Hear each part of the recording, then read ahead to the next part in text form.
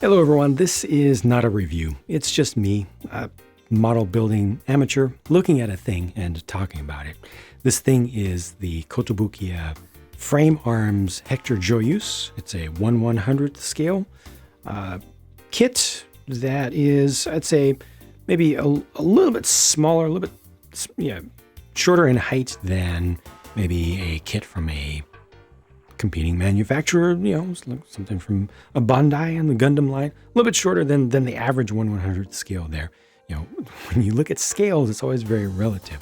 But I got this because I wanted to try just a different manufacturer's bipedal mech, just to have something to refer to. I thought it looked pretty cool, even though it's mostly gray.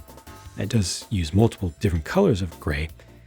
And I just wanted to see the experience of one that's relatively inexpensive as far as Kotobukiya stuff is concerned, relatively large in scale, and also relatively simple. So the trade-offs, are as such. You get a little bit more plastic, but you get fewer pieces than some of their other higher-end lines. Generally speaking, this was a fine building experience. The plastics that they use are a little bit on the hard side, a little bit maybe on the fragile or brittle side, just compared to what I'm used to. It's not bad. I'm not worried about anything breaking or anything, but when you cut these, the nub marks don't heal as easily just using your thumbnail. This is almost, this is a rarity for me these days, almost a total straight kit build without any panel lining, no top coat. The only thing that I did with this, I'm not ashamed of it, but I couldn't help myself. Oh, I gotta move it back. There we go. I took a Sharpie marker to the beam thing here. It's like a rail gun. I don't know if they have any official canon lore to the Frame Arms line, but I needed this to have some color because they give you a couple options in here. They give you a clear. They also give you just gray, and it's a very boring gray. So you can choose, you can make everything look consistently gray, except for the metallic red bits, or you can do this. I got it on the shoulder mount, kind of, just mount right there, or rack. You can also just hand hold it. You can hold it with two hands. It can be going across the body. And then the shields are fully articulated because they're on their own things, and you can attach them to the arms on the side. You've got some 3mm holes all around this, different places where you can plug things in for their system, and it's fairly compatible across different lines when they use that size of hole, which I like a lot. But you can see the doubled up arms over here that allow you to move those around. The thrusters back here are also on ball joints, so those can be moved around a bit.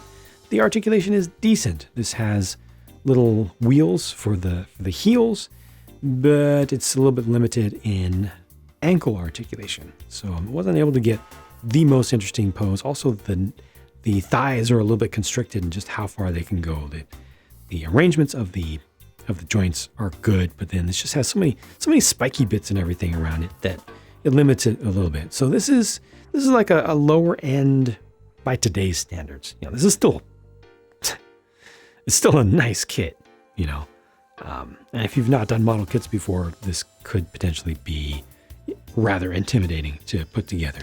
But relative to the high end of what's possible today, what, for instance, Bandai has shown us, or even Kotobukiya themselves has shown with some of their other lines, this is relatively simple. The frame arm stuff is intended to be a little bit lower end, a little bit more about a younger minded owner going through and doing simple pop and swap sorts of customizations using the customization system. And they've got a whole lot of different ones, as well as the some of the Mecha Musume kits that work right with this stuff. Like, there's a whole lot that you can do with the system. I really like the metallic red.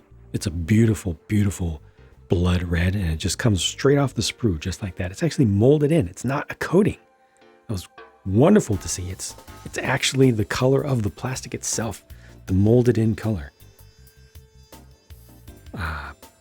You can see some flow lines sometimes ever so slightly, but not much. It's good stuff. This is really nice to see. All in all, again, I was satisfied with this. It's not the best, but at least within the Kotobukiya line, I felt like I got a pretty good value out of this. It's a much larger finished product than I would have gotten, for example, with a Zoid that cost the same amount. But there's less detail here and less surface detail to even kind of just pull out of it with panel lining or with some simple marker work and such. So probably if you want to make this look significantly nicer, you have to get into some more serious painting, and that's fine. I have no regrets here. Will I get another frame arms? Maybe someday. It's not high on my list though. I feel like I've kind of had this experience, and will mostly be continuing to stick with the stuff that I'm more used to.